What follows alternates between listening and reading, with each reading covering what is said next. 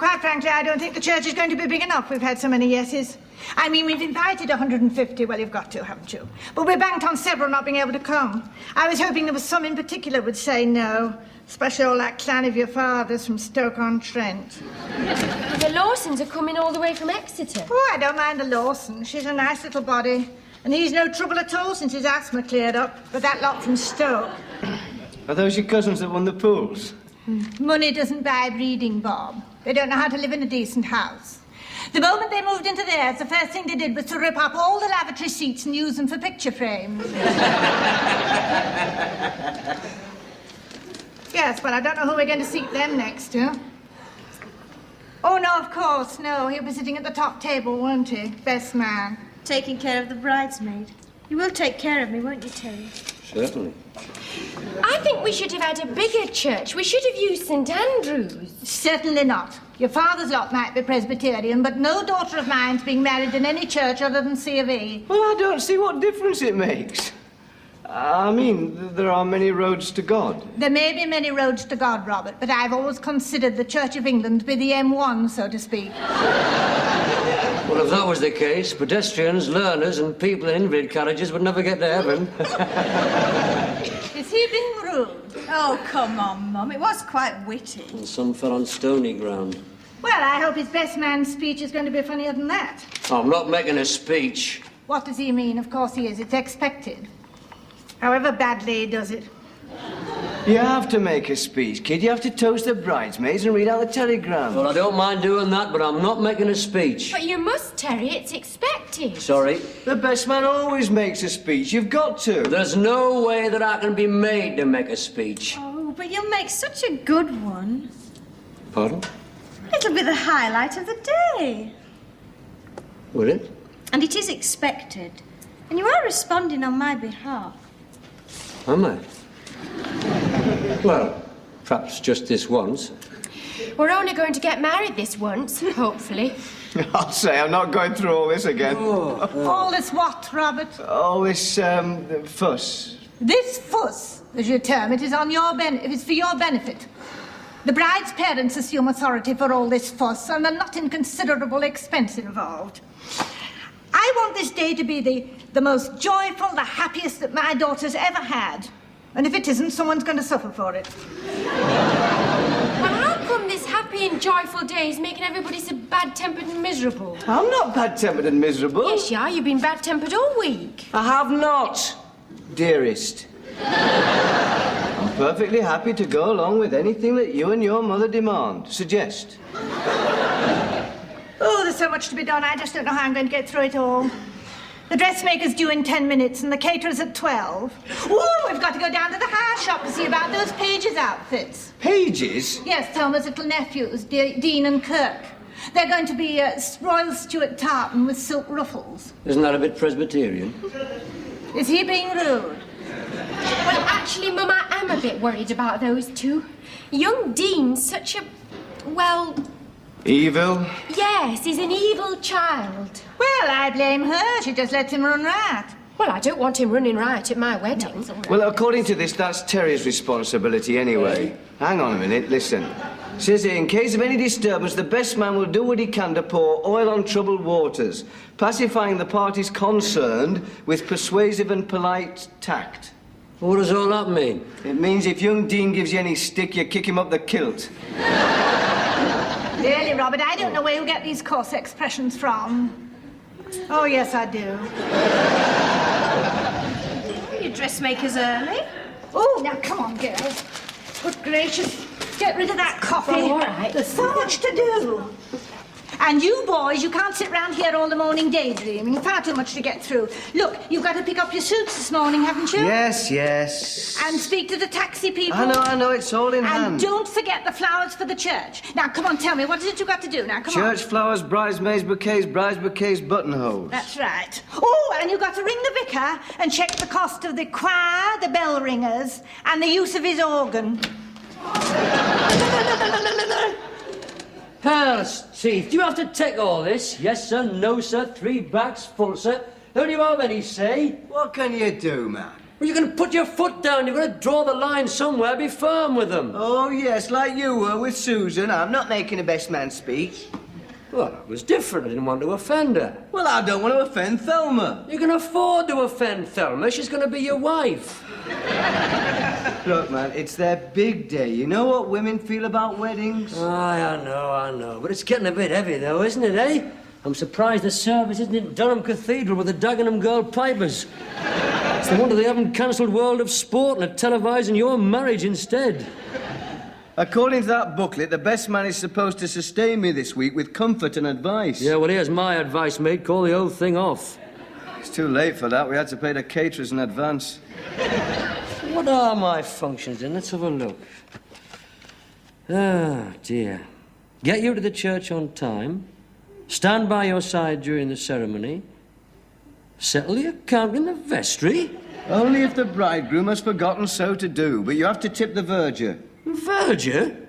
Does he get tipped every wedding? Oh, he must be cracking it there.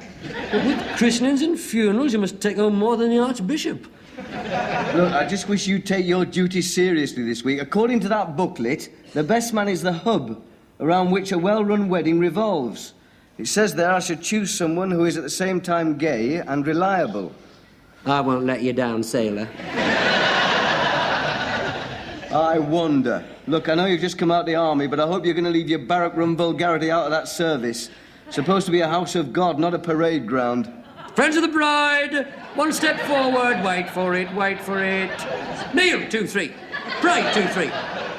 The ushers are in charge of the congregation. Who are the ushers? Well, he's a cousin of Thelma's that you don't know, Podge Rowley and John Gibson. Not Big John. Aye, well, he's a distant relative. Well, I hope he's off the bottle. I don't want him drunk in charge of a pew. Well, I'm told he just sticks to beer these days. Yeah, well, I better hang on to this then. Swat it up. What's this one here? Oh, that's something Thelma's mother gave us. It's the medical council thingy. Oh, aye. Good. Where's all the dirty bits then, eh? Here we are. And so to bed. And the great adventure of sleeping together for the rest of your lives. My God, what a boring thought. What else? Will I make a good lover? Will I satisfy her? Will it hurt? Well, it will if she keeps them boots of hers on. What will she think of my body? Does she know about your knees? Look, there's nothing I need to know from that chapter, thank you very much. It's useful for the other things like useful shopping and storage units and household hints, all that kind of thing. I can see that. They've got a funny sense of priorities, these family planners, haven't they, eh? There's 3 pages on sexual problems, an whole chapter on floor coverings. Well, as I say, there is nothing I need to know from that chapter. It also says here, try and make sure that the bedroom will be nice and warm and that the bed doesn't creak. It also says, but there is nothing wrong with a sitting room sofa for a change of scene. It doesn't Certainly. Oh, my darling. You know. Oh, my darling, just relax. Sit back. No, the washing up can wait. Just lie back, close your eyes, and think of England. Terry, will you just get off your silly brain? Get off your... Is he being rude?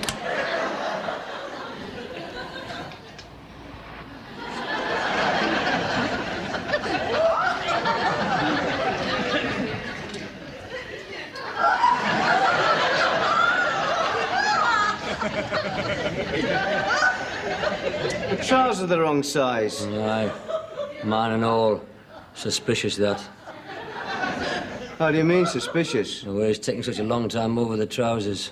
He's all right. He's just taking care. So should we, mate. I didn't like the way he lingered over my inside leg measurement. You're so thin, he was probably wondering if you had a leg in there. Better look this time, I should think. Now, so let's have a look. I can manage, thank you, I can manage. Your friend seems a little ill at ease. Well, just nerves, I expect. Oh, I see. Well, you're bound to really, aren't you? You know, before the big day. How do those seem? They're fine. Not too tight around the... Certainly not. Well, if you're sure. When's the big event? The what? Your wedding. Oh, that. This Saturday. Oh, hope it keeps fine for you. Why? Eh? Oh, well, I thought, surely a little sunshine must help. Wait in case you get your suits wet, are you? Of course not, sir, no, but on such an occasion, I'm sure the ladies want fine weather. Well, I don't see what difference the weather's going to make. I mean, you've made your mind up, haven't you? You're not going to have second thoughts just because of the cold front coming in from the Azores. Put it that way, yes, I suppose you're right, sir. In fact, I was married in a blizzard. Are you married, are you? 12 years, 3 children. Well, as a matter of fact, these trousers are a bit loose. Aren't they? Yes, I see, sir. Yes. These are all right. Oh, good, sir. Yes, I'm afraid we have a waist problem here. I don't think I've got a smaller fitting. Yes, well, he is a bit on the narrow side. In shape, though, but... He's so thin that when his mother made his bed this morning, she didn't notice he was still inside it. Should we get on? I'll have another check, sir. Let's see your hat on. Oh, get up, man, will you? Well, it's all right. You don't have to wear it. You just carry it like this with your prayer book and your gloves inside. Do you? Have you got gloves? Well, I've got a pair of woolen mittens at home, but both the thumbs stick out. I mean proper ones, thin grey ones from here. Oh, what a bloody farce. I'm going to look like an MC at the old-time music hall. And you've got to have a carnation in your buttonhole. That's another one of your functions. Have you got carnations? Thin grey gloves, top hats, carnations. I'll never be able to hold my head up in the Black Horse again. Well, it's nice to do things properly. St. Mark's doesn't get many tailed suits. It's mostly ill-fitting blue serge there, with brown boots and sprigs of heather. Ours will add a touch of class. Bring a bit of Belgravia to Station Road. Station Road doesn't need a bit of Belgravia. Station Road, mate, is perfectly happy with honest-to-goodness, no-nonsense, salt-of-the-earth serge. All this is just another concession to your middle-class mother-in-law. No, it isn't. It was my suggestion. Never in the world. It was hers, and it wasn't a suggestion either. It was a royal command. They're all the same, that lot, middle classes. Especially those that have just been promoted from the lower divisions. You know what you are, don't you? Shall I tell you what you are? You're an inverted snob, that's what you are. We're just hiring a suit of clothes that are suitable for an occasion. We'll only have them on for 5 hours. You see that as a betrayal of your entire class. Well, that's exactly what it is, a betrayal of everything I stand for. We're only trying on tailcoats, mate. We're not taking elocution lessons. We're not having to learn to do the lancers. We haven't got a marquee and 1,000 guests dancing to Edmundo in his society serenaders. You're all still trying to be something that you're not, though, aren't you? You're chucking away good money just for the sake of your social aspirations. There's 1 million unemployed in this country. Have you thought of that? 1 million unemployed, 8% in this area, including me. I'm paying for the suits. That's not the point, though, Bob, is it? It's a matter of principle. Principle of what we're fighting for. Equality. A decent wage for a job well done, a fair crack of the whip, a fair slice of the cake, just a chance to hold your head up high and bring your kids up decent. You take away a man's work and you take away his pride. You were watching Panorama last night, weren't you? Pardon? Weren't you? Well, so what? I never miss it. I am interested, mate, in the issues of today. Social injustices. I am interested in industrial rationalisation and the redeployment of labour. Quote, never miss Panorama. You only saw it last night because on the other side it was I was a teenage werewolf and you've seen that 5 times. What would you know? Hey? How could you possibly understand now you're marrying into the Tory party? Everybody knows you've got your name down for the squash club. Oh, so now you've got a social conscience. The thoughts of Chairman Collier. And after all those years of being a dyed-in-the-wool, uncompromising don't know. What do you mean? I have always been solid Labour. Never in the world. You've always been a don't know. And your family's never known for generations. Years ago, they probably had to toss a coin to decide between the Roundheads and the Cavaliers. Yeah. Can't find anything smaller, sir, so we'll have to put that tuck in those. Your gloves, sir. Well, the hat's too big. Oh, one doesn't often wear the hat, sir. You just carry it like that, you see, with your gloves and prayer book inside. There. I think the bride will be very proud of you. No, she won't. She can't stand the sight of me. Oh. Oh, well, perhaps she'll grow to love you. Strange thing to say. He was married in a blizzard. Oh, I see. Well, I better go and settle up.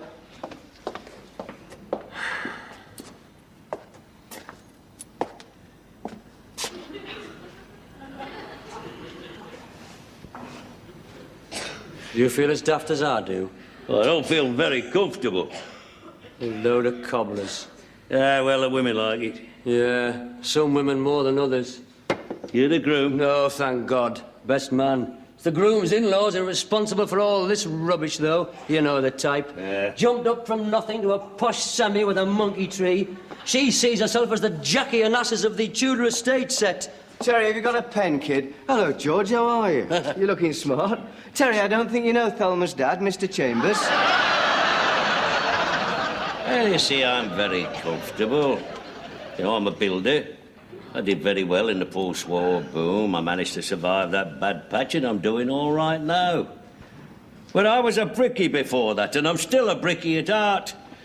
It's Thelma's mother what's got all these fancy ideas. It's luncheon he served in our house. Even if I only want a couple of cracker biscuits and a pickled onion. Dear me. We only take the telegraph just to impress the newsagent's wife. All airs and graces. It's daft. But it's harmless enough. Mostly. I didn't mean any offence. Oh, no offence taken, lad. It's just that I was a bit upset at having to get all tarted up. Me too. I'll never be able to hold my head up in here again. I said that. I know, I heard you through the curtain. Well, it's just a uniform, isn't it, eh? It's just a suit for an occasion, that's all. Like if you go riding, you wear jodhpurs. If you play cricket, you put flannels on. If you go shooting, you wear a Norfolk jacket. In Norfolk, anyway. Yeah, well, you try explaining that to my cousins from Stoke. All I know is I'm going to have to make a detour of that church on Saturday. I'm going to get my taxi to go right round by the bypass. What on earth for? I'm not running the gauntlet of the High Street. Do you think I can pass the Ship, the Cross Keys, the Fat Ox, the Institute and the Temperance Billiard Hall without somebody spotting me?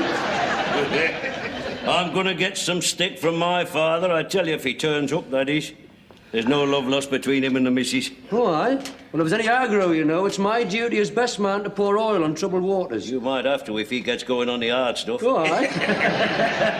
Might not be such a bad wedding after all. He's a canny old soul, is my old man. Ex-pitman, you know. Chews shag tobacco. Never takes his hat off at table. My granddad was a pitman. Was on the Jarrah March and all. And my Uncle Wilf. They dropped out at Durham, though. He was never a well man. He was never a sober man. Him and Wilf were only on that march till the pubs opened. Poor old Uncle Wilf. He's still in that dole queue today. Your Uncle Wilf has spent his life avoiding work. He lives here because of the high unemployment. He's the only man I know the Labour Exchange have ever given a clock and a long service medal. All I know is... All I know is that if my granddad caught me pouncing about in all this ascot get-up, he'd turn in his grave. He was cremated. All right, then he'd turn in his urn. Gloria! Aye. Let's have some more whiskies here, doubles. Oh, no, Mr. Chambers, Put come on it now, away, come on. lad, put it away. God, stop me what this wedding's costing me. A few whiskies won't make much difference. It's not that I begrudge Bob here and Thelma the cost. It's just that I would have preferred to spend the money on something for them. You know, something for their house, like a... Well, like a... Storage units. something like that. I think young couples need all the help they can get. Aye, well, in a week's time it'll all be over, won't it? Live and let live, that's my attitude. A week's time it'll all be over. The champagne buffet and the confetti and the speeches and everything. And we can just get on with being married people. Sharing the great adventure of sleeping together for the rest of your lives. Huh? Well, I was just quoting from the book, the official one, medical and that. Is that what it said? Aye. I think I must have lost my spirit of adventure. Here, lads. Doubles. Of course, quite frankly, frankly speaking, I don't think that young people should get married these days. I'm speaking quite frankly, you understand, Oh, I Mr. Chambers. understand. You see, I've been through it. I've been through it all. My marriage failed. Oh. No, I'm not saying it was all her fault. I mean, these things happen. But I wouldn't like the same thing to happen to Bob and your lovely daughter, Thelma. Yeah, well, you never know about these things, do you?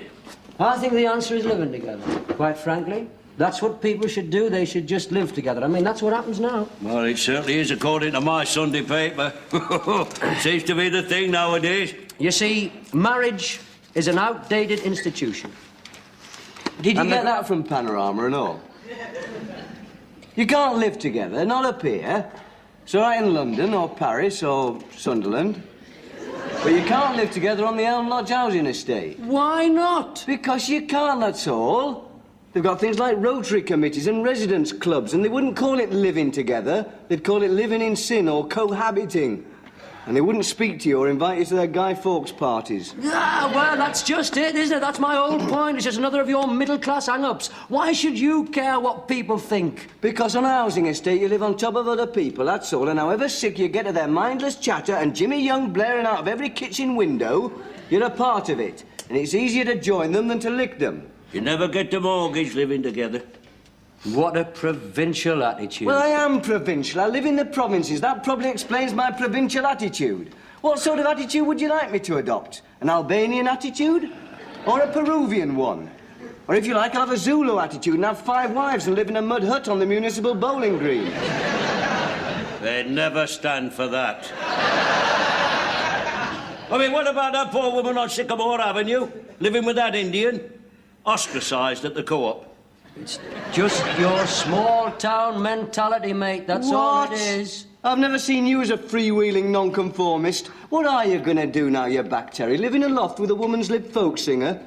You want to get something behind you, mate, before you start criticising other people? I've had 5 years taken out of my life, haven't I? Thanks to somebody not a million miles away. I'm top of the handicap now, aren't I? Everybody else has had a 5-year start on me. All I've got to show for is a broken marriage, a gammy leg and a tattoo on my left buttock. We're back to that. Steady, lad, steady. Come on. God, stop me. This wedding's caused enough rows, what with me and the missus, me and my relatives, now you two. I should have bought you a ladder, Bob, then you could have both eloped. Could have saved all this time and money. Hey, you don't fancy that, do you? I mean, there's a nice ladder in the builder's yard that had just about reached Thelma's window. It's too late for that now. The invitations have already gone out. And you had to pay for the caterers in advance. Well, it was just a thought. I mean, it's not the economics that worry me. It's all this fuss and bother. It's like a royal garden party, what's got out of hand. And I was only saying to Bob this morning, you have got to draw the line somewhere. I think he's right, you know. I do. I think he's right. I think the time has come for us men to make a stand, to get things into perspective. What can we do? Well, we can have a few more jars, you know, just for a start, to confirm our convictions. And then we will strike a blow for man's lib. How? Well, we can't burn our bras.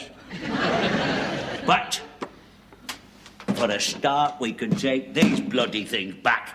Right.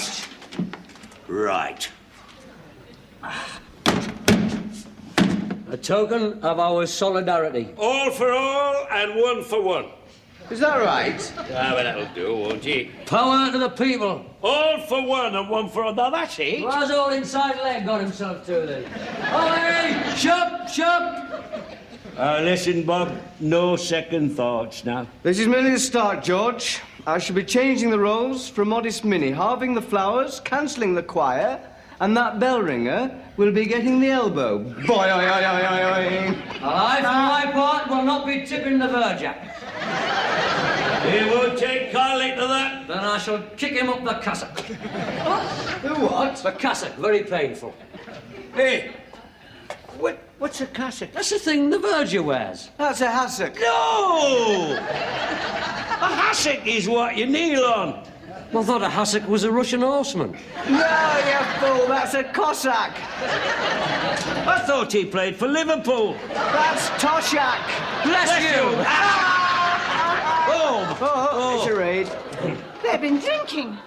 Well, what are the three of them up to? They've been drinking, haven't you? Oh, no, love, we've not, no. Just a swift half. Yeah, we've just been toasting the bride and the groom. What are you doing here, dearest? We've come to pick up the page boys' outfits. Shouldn't you be at the florist's? They've been drinking when there's so much to do. Now, come on, I've asked you a question. What are you doing here? That's a fair question, Yes, love. fair dues, fair question. What are you doing here? Well, we just came to pick up our morning suit. We've only just... Yes. Stop, ladies. The morning so much to get through, isn't Oh, know, so much. I don't know what time the florist closed. Men.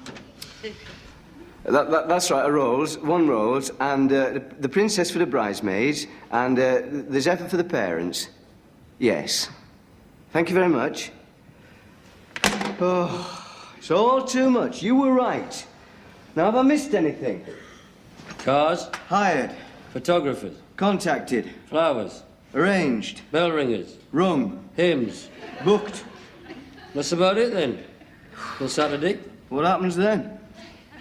You get married Saturday. Oh, yes, I do, don't I? Yes, I do. I get married on Saturday.